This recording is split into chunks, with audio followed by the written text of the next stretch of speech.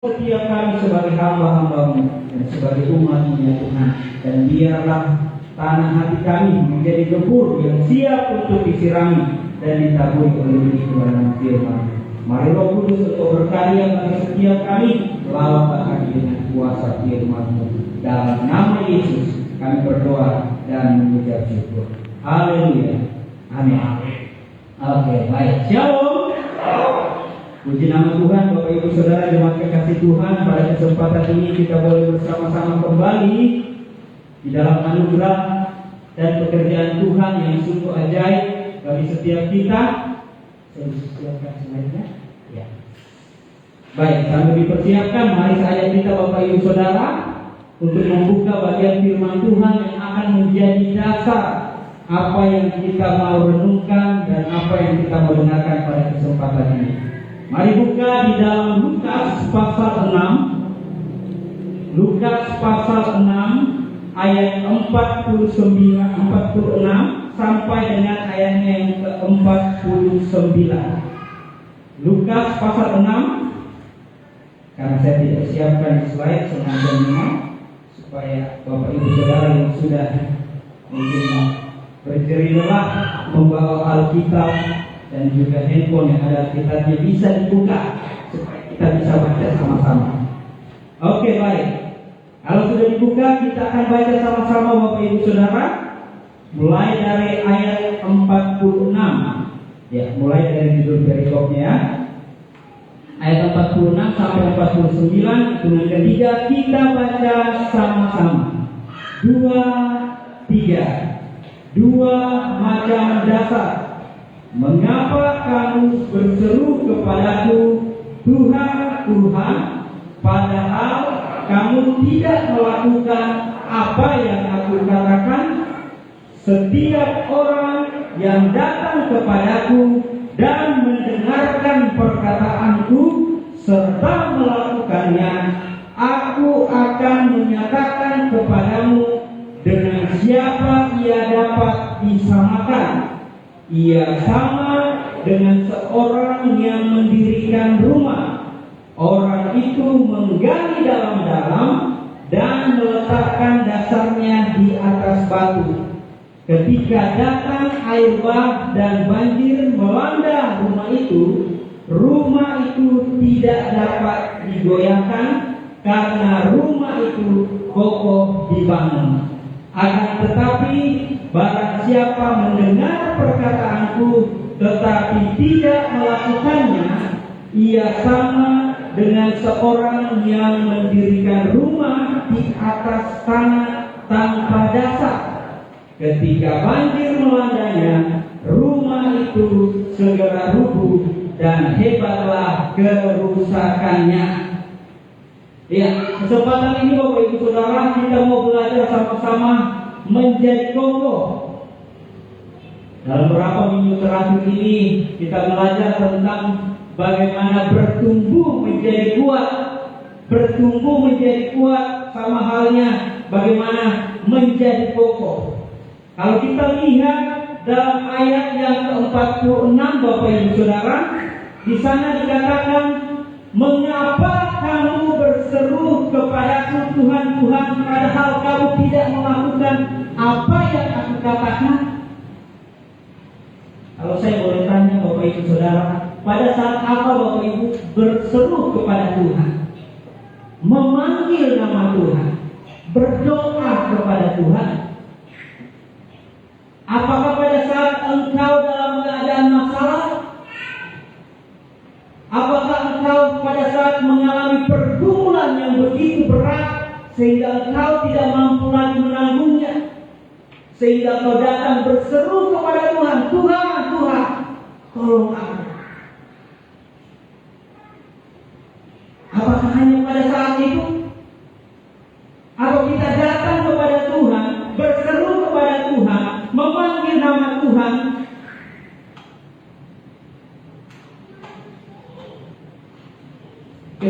ketika kita merasa bahwa tanpa Tuhan kita tidak bisa melakukan apa-apa. Ada orang yang datang berseru berdoa kepada Tuhan ketika dia menghadapi masalah, persoalan dan pergumulan. Tapi ada juga orang yang datang berseru berdoa kepada Tuhan dengan alasan bahwa saya tidak bisa hidup tanpa Tuhan, saya tidak bisa melakukan apa-apa tanpa Tuhan, menunjukkan bahwa dia betul-betul dan sungguh-sungguh bergantung kepada Tuhan. Bapak Ibu Saudara ada di mana? Berdoa karena pergumulan atau berdoa karena betul-betul mau bersandar kepada Tuhan? Kiri kanan, dua-dua. Ada yang dua-dua mungkin. Ada saat-saat di mana kita ketika mengalami pergumulan itu dan kita tidak mampu dan kita berseru Tuhan. Tapi ada saat juga di mana kita berseru berdoa memanggil nama Tuhan. Karena kita merasakan bahwa sebenarnya tanpa Tuhan kita tidak bisa berbuat apa-apa dan tidak bisa melakukan apa-apa. Oleh karena itu Bapak Ibu Saudara, saya mau mengajak kita untuk melihat bagaimana kita menjadi kokoh. Bagaimana kita tetap menjadi teguh di dalam Tuhan. Menjadi kokoh sama dengan bertumbuh menjadi kuat. Kalau dia sebuah tanaman atau pohon yang tadinya dia kecil, lemah, terus akan bertumbuh menjadi pohon yang besar dan kuat, kokoh. Kalau dia sebuah bangunan, maka supaya bangunan itu yang kelihatan itu yang di atas itu tetap kokoh berdiri, sekalipun diterpa goncangan, maka harus perhatikan dasarnya atau pondasi. Itulah yang dimaksud dengan menjadi kokoh. Menjadi kokoh itu bukan Bapak Ibu Saudara ketika Bapak Ibu Saudara pergi ke pasar terus beli pakaian atau baju koko itu yang tanpa kerak, itu bukan. Bukan baju koko yang dimaksud seperti itu. Atau Bapak Ibu Saudara, umpama Bapak Ibu Saudara bersaudara, punya adik dan punya kakak. Kalau di Tiongkok kan kalau kakak itu apalagi kakak laki-laki dipanggil apa? Panggil apa? Koko. Jadi bukan koko yang dimaksud dengan sebutan untuk laki-laki, tapi menjadi kokoh di sini Bapak Ibu Saudara adalah ketika kita hidup mengandalkan Tuhan. Tuhan bilang, mengapa kamu berseru memanggil berdoa kepada aku padahal kamu tidak pernah melakukan apa yang aku perintahkan?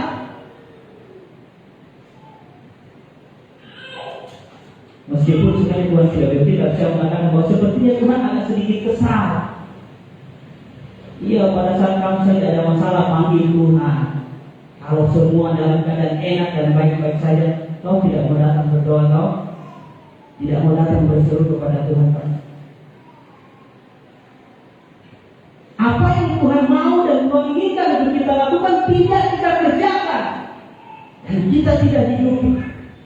Tetapi dengan seentengnya dan seenaknya kita datang berseru, Tuhan, tolonglah hamba-Mu ini yang hina. Berikanlah belas kasihan. Inikah yang Tuhan inginkan. Nah hari ini, kesempatan ini, waktu ini kita mau belajar bagaimana menjadi kokoh. Terus kokoh itu menjadi kokoh itu seperti apa? Kalau Bapak Ibu Saudara lihat pada ayat yang ke-48 dalam pembacaan kita di sana dikatakan begini, ayat 48. Menjadi kokoh itu sama dengan disamakan dengan ayat 48 itu. Dikatakan di sana, ia sama dengan seorang yang mendirikan rumah. Orang itu menggali dalam-dalam dan meletakkan dasarnya di atas batu. Ketika datang air bah dan banjir melanda rumah itu tidak dapat digoyahkan karena rumah itu kokoh dibangun. Dan firman Tuhan ini menyamakan bahwa menjadi kokoh itu ia disamakan seperti seorang yang sedang membangun rumah. Kalau Bapak Ibu Saudara yang sudah biasa membangun gedung, membangun rumah, apalagi rumah batu atau ini kan, pasti semakin tinggi bangunan di atas yang terlihat itu, maka kita juga harus perhatikan apanya? Dasarnya, fondasinya. Semakin tinggi dia naik, harus semakin dalam juga digali supaya tetap kokoh ketika goncangan itu datang, mobil lewat, gempa bumi datang, dia tidak akan roboh, tapi tetap kokoh.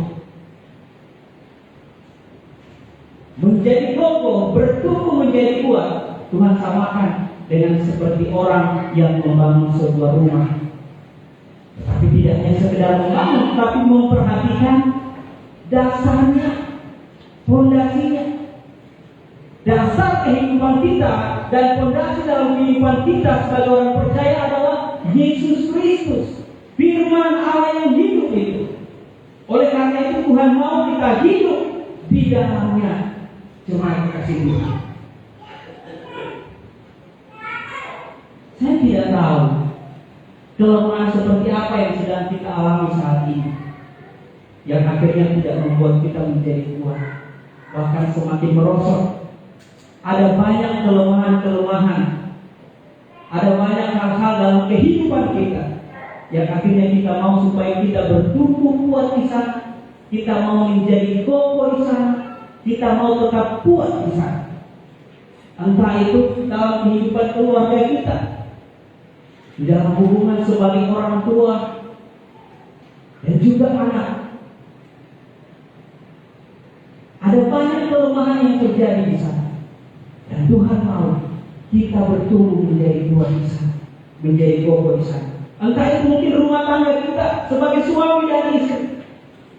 Ada banyak persoalan yang terjadi, tapi percayalah bahwa ketika engkau datang kepada Tuhan, Tuhan yang akan menentukan dan menguatkan, menopang engkau untuk menjalani kehidupan rumah tangga.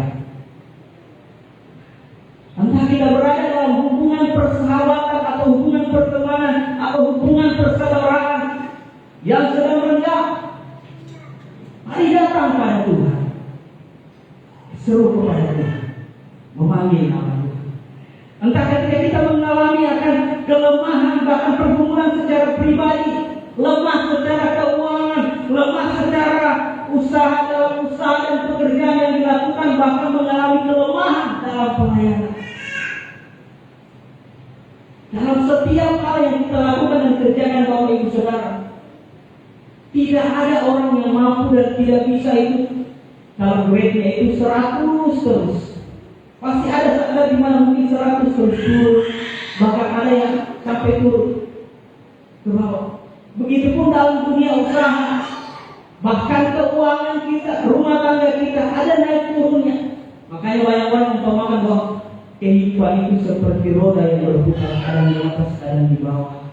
Dan masih banyak perumpamaan-perumpamaan yang lain. Dan memang demikianlah hal yang terjadi dalam kehidupan kita, Bapak Ibu Saudara. Tuhan mau kita melihat dan mengenal akan setiap kelemahan-kelemahan kita. Kita mengalami kelemahan dalam hal apa. Makanya dalam Matius 6 ayat 33 dikatakan, carilah dahulu kerajaan Allah dan kebenarannya, maka semuanya akan ditambahkan kepadanya. Kalau kita ingin ditambahkan Tuhan dalam kehidupan kita, apapun itu yang seperti saya sudah sebutkan tadi, maka ada hal yang harus dilakukan, ada bagian yang harus kita kerjakan sebagai manusia, sebagai orang percaya. Cari Tuhan lebih dahulu. Itu yang paling utama. Itu yang Tuhan mau. Nah, oleh karena itu Bapak Ibu Saudara, sekarang ini menjadi pertanyaan bagi kita terus, bagaimana caranya supaya kita dapat terus dan tetap menjadi kokoh dan bertumbuh menjadi kuat.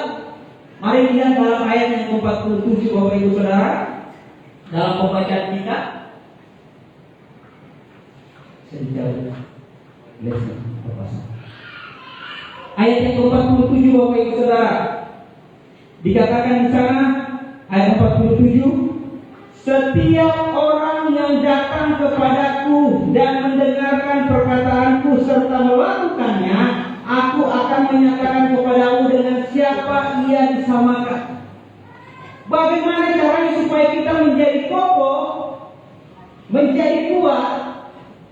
Maka di ayat 47 dikatakan di sana pada bagian awal, datang pada Tuhan. Mari datang pada Tuhan. Jangan datang pada Tuhan hanya ketika keadaan engkau mengalami pergumulan dan masalah.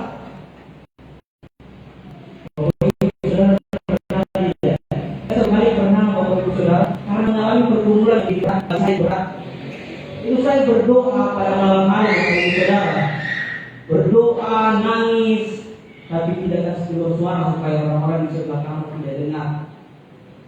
Itu berdoa, nangis, terus aminnya kapan Bapak Ibu Saudara? Aminnya besok pagi. Saking beratnya pergumulan itu. Berdoa malamnya, aminnya besok pagi. Ya, sambil berdoa tidak rasa sudah tertidur Bapak Ibu Saudara. Saking berat. Jangan ketika engkau mengalami masalah persoalan, engkau pergi minum-minum untuk melepas penat, melakukan hal-hal yang tidak benar, yang tidak berkenan kepada Tuhan. Tuhan sudah bilang bahwa di dalam Matius 11 ayat 20 dan 30 di sana dikatakan begini, marilah kepada aku semua yang letih lesu dan beban berat, aku akan memberikan kelegaan kepadamu. Tuhan undang dan ajak kita semua, karena dalam kehidupan kita Bapak Ibu Saudara, kita tidak bisa tetap strong, kita tidak bisa tetap kuat. Ada saat-saat di mana kita mengalami kelemahan, ada saat-saat di mana kita mengalami sedang terjatuh dan terpuruk dalam kehidupan kita, bahkan dalam berbagai aspek dan segi dalam kehidupan kita. Oleh karena itu kita membutuhkan suatu kekuatan dan pertolongan yang lebih besar dan lebih kuat dari Dia kepada kita. Manusia tidak bisa bantu, tidak bisa selamanya dan seterusnya. Seterusnya, saudara bisa dalam keadaan terpuruk dia bisa bantu, tapi pun terbatas. Ada pertolongan yang Tuhan sediakan dan siapkan kepada setiap kita yang percaya kepada-Nya, yang tidak pernah terbatas Bapak Ibu Saudara. Karena dalam pekerjaan, dalam usaha yang kita lakukan, kehidupan, rumah tangga, hubungan anak dan orang tua, pelayanan dan lain sebagainya, keuangan Bapak Ibu Saudara, kita mengalami kepenaran, kita mengalami kegalauan, kita mengalami akan berbagai hal yang membuat kita akhirnya mau lari menjauh daripada Tuhan dan semakin jauh. Di sini Tuhan sudah disediakan penanggalnya. Di sini Tuhan sudah mempersiapkan bagaimana kita terlepas, bagaimana kita tetap kokoh dan kuat di tengah-tengah badai dan goncangan seperti ini yang sedang terjadi. Tuhan bilang, datang padaku, datang kepada Tuhan, datang kepadanya. Makanya Dia katakan, marilah kepadaku semua yang letih lesu dan beban berat, aku akan memberikan kelegaan kepadamu.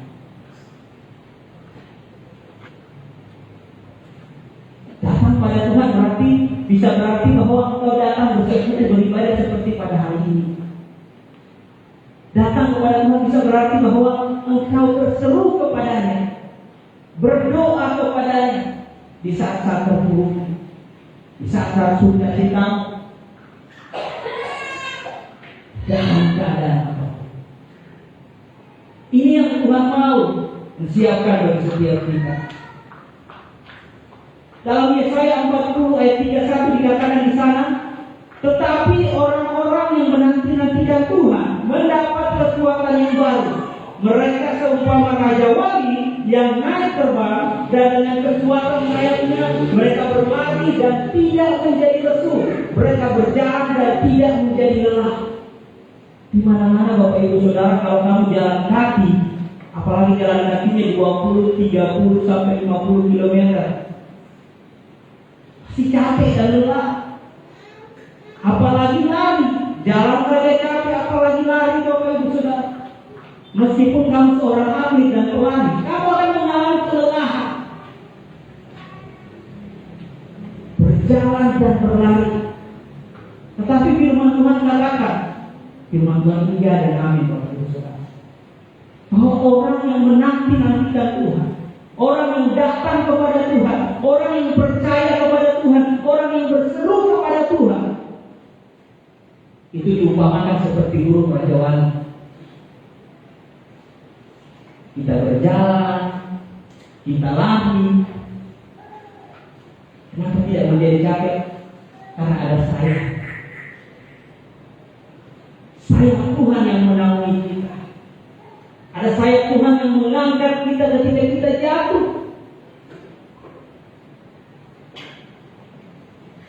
Jadi dalam berbagai hal dan aspek Tuhan memberikan contoh dan teladan kepada setiap kita, Bapak Ibu Saudara, bahwa segala kelemahan dan kelelahan, keletihan yang kita alami, kelesuhan di dalam perjalanan kehidupan kita, ada caranya bagaimana bisa mengatasi itu. Datang kepada Tuhan, berseru kepada Tuhan, berserah kepada Tuhan, nantikan Tuhan sebagaimana engkau menantikan akan pasangan hidupmu. Amin. Nantikan Tuhan seperti engkau menantikan akan suamimu pulang dari kerja. Maka lebih daripada itu, karena orang-orang yang menanti-nantikan Tuhan dan berseru kepada Tuhan tidak akan pernah dikecewakan, tidak akan pernah mengalami yang namanya kelelahan dan keletihan, sekalipun dia berjalan dan berlari dengan begitu jauh. Berlari dan berjalan itu merupakan tentang kehidupan kita selama kita hidup di dunia ini. Dalam perjalanan kehidupan ini tadi dikatakan bahwa ada saat-saat mengalami keletihan, kelemahan. Kadang kita di atas, kadang kita di bawah. Dan pada saat itu Bapak Ibu Saudara, di sana tangan Tuhan sudah siap sedia untuk menopang yang menjadi bagian kita, Bapak Ibu Saudara. Hanya datang pada Tuhan, cuma itu saja. Saking sederhananya, banyak orang tidak menyadari, saking gampangnya cuma datang sama Tuhan. Terus segala kelemahan dan masalah kita selesai. Jangan pikir Bapak Ibu Saudara sederhana hidupnya begini. Yang kami bilang, saya punya masalah, terus saya berdoa datang kepada Tuhan, terus selesai buka mata, terus masalahnya hilang. Tidak Bapak Ibu Saudara, masalahnya tetap ada. Tetapi ada kekuatan yang daripada Tuhan yang memampukan kita untuk bisa mengatasi dan melewati persoalan-persoalan. Dan kita melihat bagaimana tangan Tuhan yang akan turun bekerja di dalamnya untuk membantu kita menyelesaikan setiap persoalan, permasalahan, kelemahan dan keletihan yang kita alami dalam kehidupan. Hanya datang pada Tuhan. Yang kedua, bisa pilih yang kedua.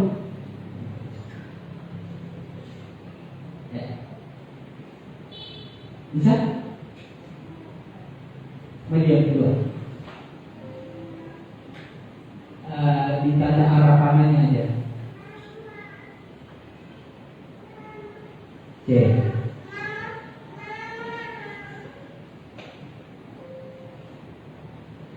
Dan Alce tidak berfungsi di sini. Mungkin dicabut berulang ini. Perbahasan dari. Yang kedua, selain datang kepada Tuhan, masih di ayat yang 47 Bapak Ibu Saudara. Bisa dikasih lagi dari situ. Ya, yang kedua masih di ayat yang 47, selain datang kepada Tuhan dikatakan di sana apa? Mendengar perkataannya. Mendengar firman Tuhan. Sesudah kita datang kepada Tuhan, terus apa yang kita buat? Apa yang menjadi bagian kita untuk kita lakukan? Mari mendengar firman Tuhan. Mendengar firman Tuhan, mari Bapak Ibu Saudara saja kita untuk buka sama-sama di dalam Mazmur 119 ayat 105. Kalau ada sudah hafal, bisa sama-sama kita bacakan. Mazmur 119 ayat 105. 2-3. Firman-Mu itu pelita bagi kakiku dan terang bagi jalanku. Kita ini diumpamakan sedang berjalan di dalam kegelapan, Bapak Ibu Saudara. Di mana kalau orang berjalan dalam kegelapan itu tentu tidak melihat akan arah, tentu tidak akan bisa melihat arah mana yang akan mereka tuju dan langkah kemana dia mau melangkahkan kakinya. Bisa jadi ketika dia melangkahkan 2 langkah ke kanan, ternyata jurang di depan. 2 langkah ke kiri, ternyata ada batu besar yang menunggu. Kita sedang berada di dalam kegelapan.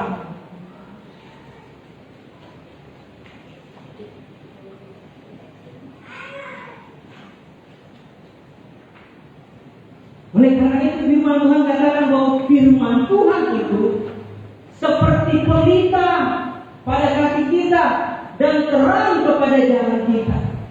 Dalam menjalani kehidupan yang penuh dengan kegelapan ini, Tuhan mau bahwa setelah kita datang kepadanya, ini ada firman, ada tuntunan yang Tuhan siapkan bagi kita untuk menjadi alat, untuk menjadi senantiasa perisai bagi kita untuk dapat menerobos kegelapan dunia ini, untuk berjalan dalam dunia yang penuh dengan kegelapan ini.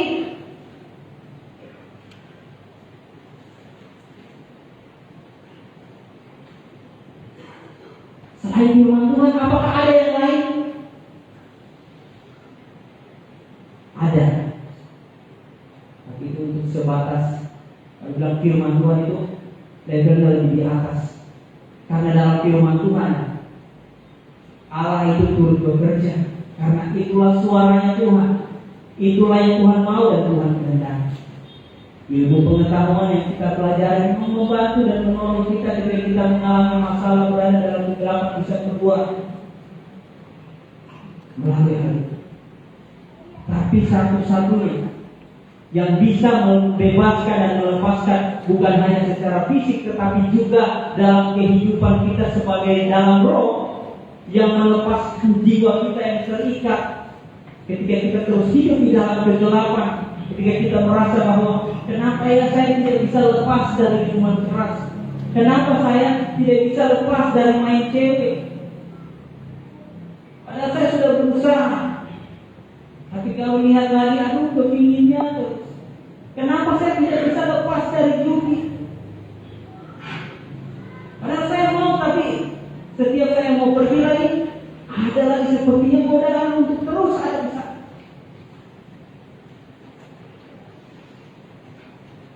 Ada banyak trik, ada banyak cara bagaimana bisa lepas dari itu.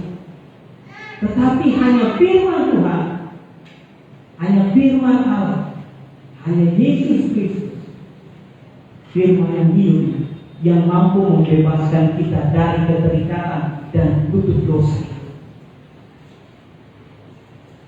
Makanya di dalam ayat selanjutnya dikatakan di sana, bisa klik di atas. Ayat yang selanjutnya dikatakan di dalam Yohanes 8 ayat 31-32, Bapak Ibu Saudara. Kalau Bapak Ibu Saudara buka, saya bacakan buat kita Yohanes 8 ayat 31-32, dikatakan di sana, maka katanya kepada orang-orang Yahudi yang percaya kepadanya, jikalau kamu tetap di dalam firman-Ku, kamu benar-benar adalah murid-Ku, dan kamu akan mengetahui kebenaran, dan kebenaran itu akan memerdekakan kamu.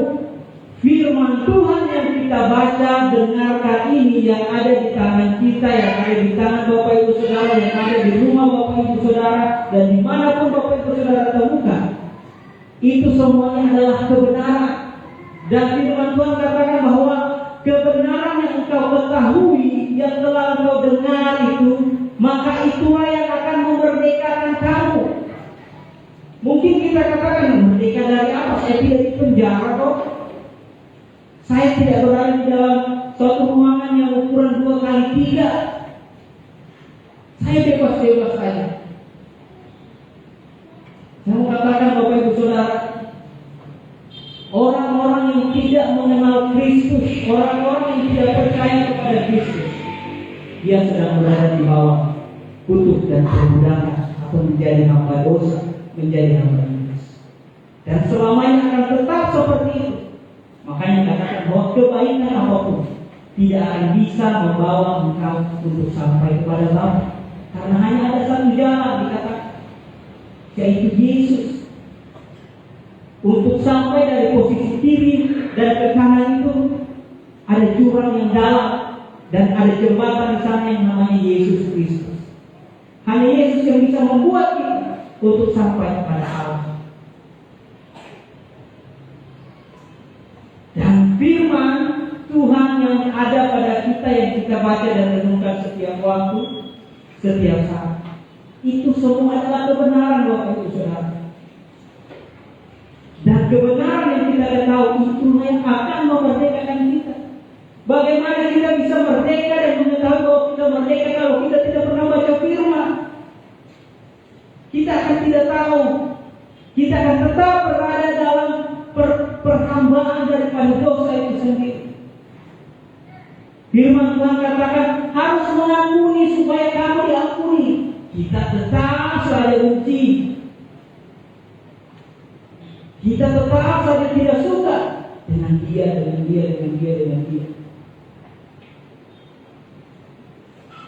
Sama masuk gereja, duduk di samping.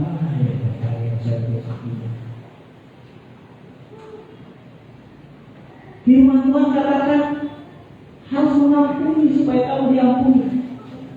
Kalau tidak ada firman yang seperti itu, maka kita tidak akan bebas, Bapak Ibu Saudara. Dalam jiwa kita akan terus merana yang maunya membenci saja. Firman Tuhan harus mengasihi. Terus kita membenci saudara kita. Lain sebagainya. Nah, firman-firman yang kita ketahui itulah yang akan membuat kita merdeka. Makanya Yohanes ini katakan bahwa kebenaran yang kau ketahui itulah yang akan memerdekakan kamu. Selanjutnya Bapak Ibu Saudara, dalam Roma 10 ayat 17. Roma 10 ayat 17, kalau Bapak Ibu Saudara buka, saya akan bacakan juga buat kita.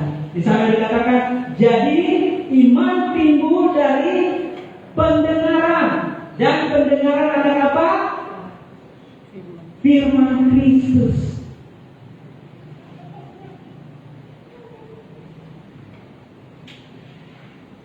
Tuhan kalau katakan kau punya iman sebesar biji sesawi saja kau bisa pindahkan gunung. Wow, luar biasa sebesar biji sesawi saja. Tetapi ada juga yang Tuhan bilang bahwa imannya besar sekali. Seorang perwira itu Bapak Ibu Saudara kalau pernah baca bagian Alkitab, Tuhan bilang iman besar.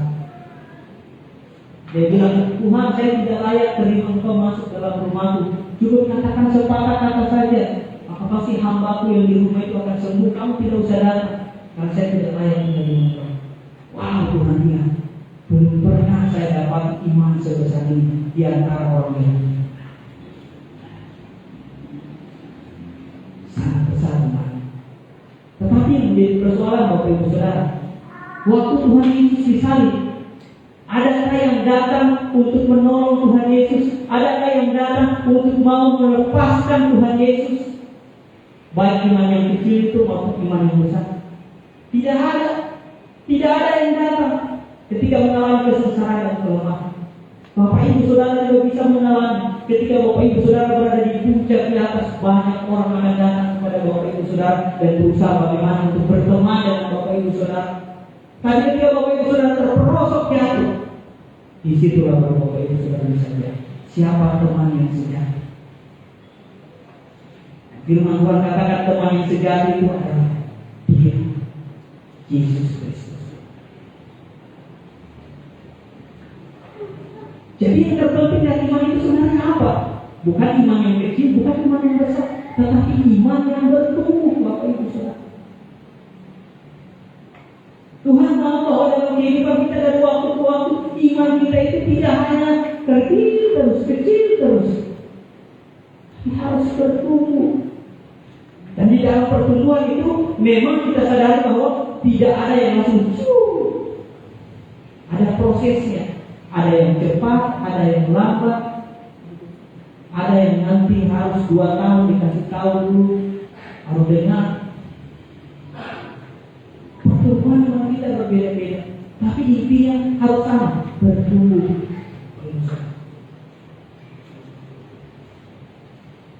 untuk agar iman kita dapat bertumbuh.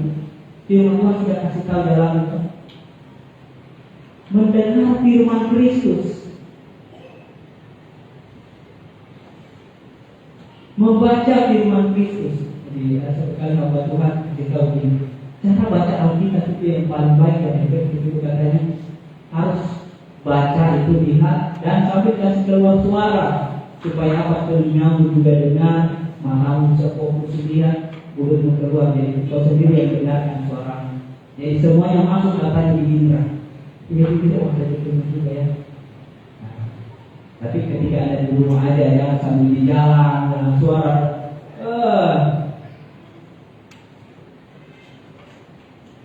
nanti dikatain orang-orang dia ya.